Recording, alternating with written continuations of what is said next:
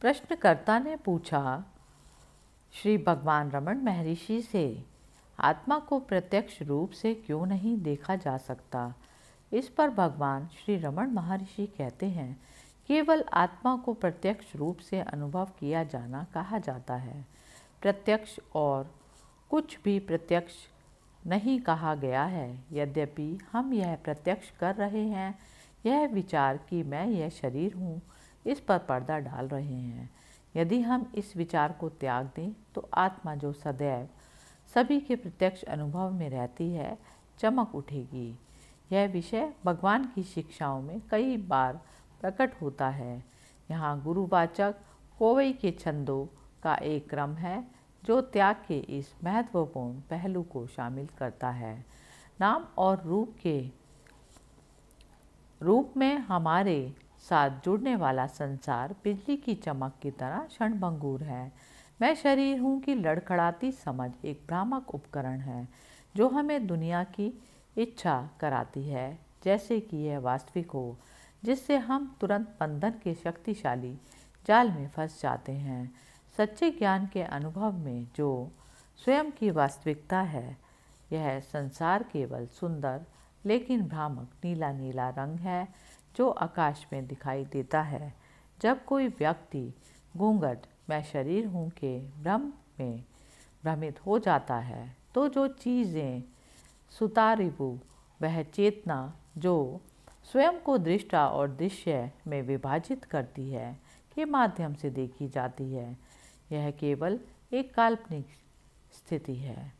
ध्यान रखें कि मैं शरीर हूँ। अहंकार वास्तव में संसार के सभी दुखों का एक अनूठा कारण है।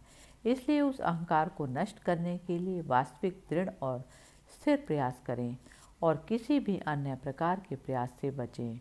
मैं शरीर हूँ विचार के विनाश के बाद, चाहे वह कोई भी शरीर हो, अस्तित्व की चमक हमेशा मौजूद रहती है। सीमा से मुक्त, बिना किसी बंधन के शुद्ध विस्तार के रूप में चमकती हुई, सभी जीवों के हृदय में गुण मुक्त ज्ञान के रूप में पूर्ण रूप से स्वयं के रूप में निवास करते हुए और उनसे अलग नहीं होने के कारण अस्तित्व की यह चमक सर्वव्यापी सर्वोच्च शक्ति अकेला पराशक्ति के रूप में निवास करती है। उन अवधारणाओं से मुक्त होने के बाद जो पीड़ादायक विचार है और मैं शरीर हूँ विचार पूरी तरह से समाप्त हो जाने के बाद व्यक्ति केवल अनुग्रह की आँख चेतना के गैर दोहरे विस्तार के रूप में समाप्त होता है। यह ईश्वर का सर्वोच्च संतुष्टिदायक दर्शन है।